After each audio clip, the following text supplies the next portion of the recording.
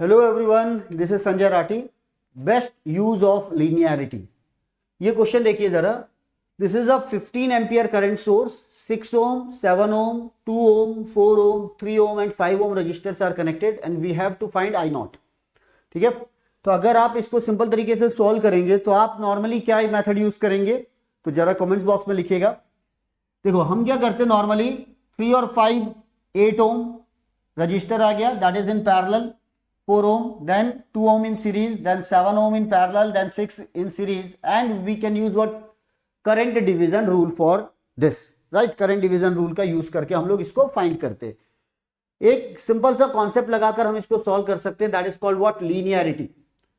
Okay, तो ये circuit linear है, रजिस्टर्स लगे हुए हैं, हम कॉन्सेप्ट यूज करेंगे लीनियरिटी का, राइट, और we can get the answer here. तो चलिए देखिए क्वेश्चन कैसे हम बना सकते हैं, how we can find the I naught. तो देखो जरा, ये है क्वेश्चन, यहां पर हमें निकालना है I naught, what is the value of I naught, और यहां पर है 15 ampere current source. Then you can assume, तो जो लिनियरिटी का कॉन्सेप्ट है उस मेथड का मैं यूज कर रहा हूं, आप इसको ट्राई कर सकते हैं। Let just we are assuming let I naught is equal to 1 ampere. You can assume 2 ampere, 3 ampere, anything, but I am assuming let it is a 1 ampere. So, okay, अब ये 1 ampere current source है, ये 3 ohm और 5 ohm से जा रहा है, तो ये टोटल हो गया 8 ohm। तो we can find the voltage at this point। सबसे पहले आप V1 की वैल्यू निकालो। तो अगर आपने I naught को एज्यूम किया है तो V1 की वैल्यू हो गई 8 into I naught, that is equal to 8 volt. Okay, जहां भी आपको प्रॉब्लम लगे तो आप इक्वेशन नंबर लिख दीजिएगा। तो यहां पर आ गया 8 volt, V1 is equal to what, 8 volt हो गया। अब अगर यहां 8 वोल्ट है तो 8 divided by 4 you can find what, I1।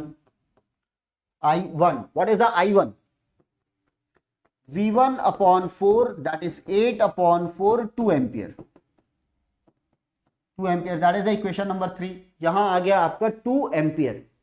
अब देखो 1 एम्पियर वहां जा रहा है, 2 एम्पियर यहां आ रहा है, तो आप यहां पर लगा सकते हो KCL, Kirchhoff's current law, outgoing current is equal to incoming current.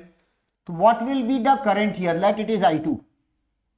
तो भाई ये जो I2 आ रहा है, I2 इज इक्वल टू हो गया I1 plus I naught, I2 is equal to हो गया I1 plus I naught, that is 2 plus 1, 3 ampere.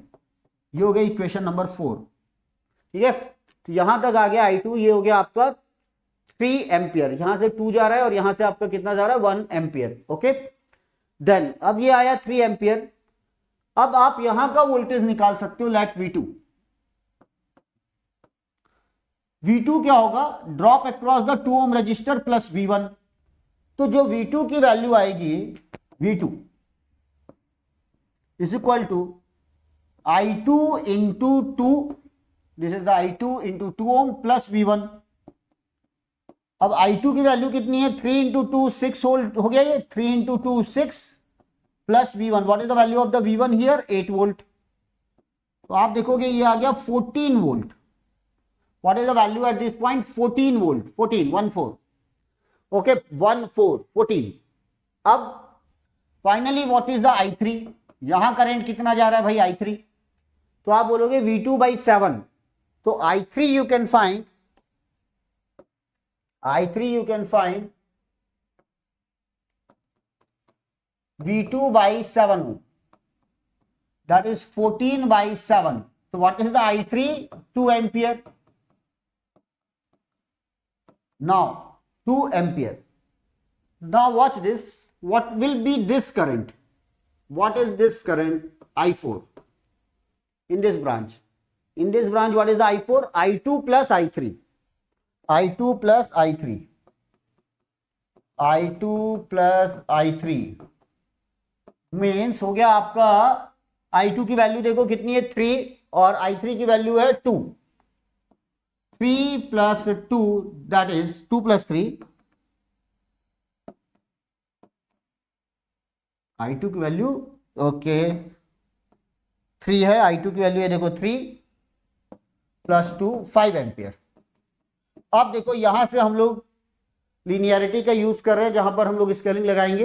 ये देखो यहां जब ये वाला जो करंट है, this is nothing but I4। देखो ये 6 ओम को कंसीडर करने की जरूरत नहीं है क्योंकि करंट सोर्स के साथ ये किसमें लगा हुआ है, सीरीज में। तो यहां से जा रहा है I4। जब I4, अब देखो स्केलिंग कैसे लगा रहे हैं, जब यहां पर I4 5 एम्पियर है, ठीक है ना, अभी आपने फाइंड किया, जब I4 5 एम्पियर है तो इस ब्रांच में कितना करंट आ रहा है, 1 एम्पियर, राइट। I4 जब 5 एम्पियर है तो इस ब्रांच में कितना करंट आ रहा है, 1 एम्पियर। अब आपने क्या किया, इसको कर दिया, एक्चुअल जो करंट है वो 15 एम्पियर है। 15 मतलब इसका 3 टाइम्स हो गया, इसका कितना हो गया, 3 टाइम्स हो गया। तो जब ये 3 टाइम्स हो गया तो जितनी भी वैल्यूज है सब 3 टाइम्स कर दो। तो what is the value of the I0, 3 ampere. तो जो सोर्स करंट है अगर 5 एम्पियर है तो यहां करंट 1 एम्पियर है, तो सोर्स करंट अगर 15 एम्पियर है मतलब 3 टाइम्स है, तो यहां पर करंट कितना आएगा, 3 एम्पियर। Answer is 3 ampere. तो आपको अगर इसका आंसर निकालना है तो आप सीधा एक आप लगाओगे यहां पर, जब आपके पास वैल्यू आ गई then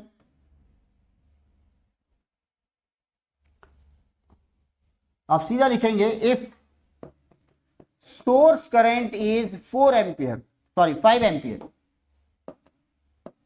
then I0 is 1 ampere, then if, इसको आप ऐसा कर लो, when IS is then I0 and then if IS is equal to what, 15 ampere, then tell me this is the 15 divided by 5 into 1, 3 ampere. So answer for this question is 3 ampere. ये आपका answer हो गया। That is the use of what, linearity. ये एकदम simple सा concept, आप चाहो तो करंट डिवीजन रूल से निकाल कर देख लीजिए, आंसर आ जाएगा। और इसकी खास बात है, अगर अब आपको इसके अक्रॉस वोल्टेज निकालना है 2 ओम के अक्रॉस, मान लीजिए आपको पूछा गया है 2 ओम के अक्रॉस वोल्टेज बताइए Vx, भाई आपको करना है I2 इंटू 2। तो देखो I2 की वैल्यू यहां कितनी थी, 3 एम्पियर, यहां कितनी थी, 3 एम्पियर। तो जब आपको पता है कि जब ये 5 एम्पियर था तो ये 3 एम्पियर है, तो जब ये 15 हो गया मतलब 3 टाइम्स हो गया, तो I2 की वैल्यू भी 3 टाइम्स हो जाएगी। तो ये 3 एम्पियर है, इसका मतलब एक्चुअल डायग्राम में ये कितना है, 9 एम्पियर है, 3 टाइम्स 9 एम्पियर। तो I2 की जो एक्चुअल वैल्यू हो गई 3 इंटू 3 टाइम्स 9 एम्पियर। अब आप Vx की वैल्यू बता सकते हो, what is the value of the Vx, 2 into 9 that is what, 18 volt. Okay, आप चाहो तो इस V1 की एक्चुअल वैल्यू बता सकते हो। देखिए V1 की वैल्यू क्या आई थी यहां पर, 8 वोल्ट। अब आप इसका 3 टाइम्स कर दो, 3 टाइम्स कर दीजिए तो आपको पता चल जाएगा 24 वोल्ट है, यहां पर 24 वोल्ट है। इसका 3 टाइम्स कर दो V2 का, 14 इंटू 3 42, राइट। तो इस तरीके से हम लोग क्वेश्चन को बना सकते हैं। ओके, तो ये है use, best use of what, linearity. तो प्रैक्टिकल यूज सीखना है, थ्योरी पढ़ना है। नेटवर्क में देखो क्वेश्चंस में कॉन्सेप्ट को कैसे अप्लाई किया जाता है।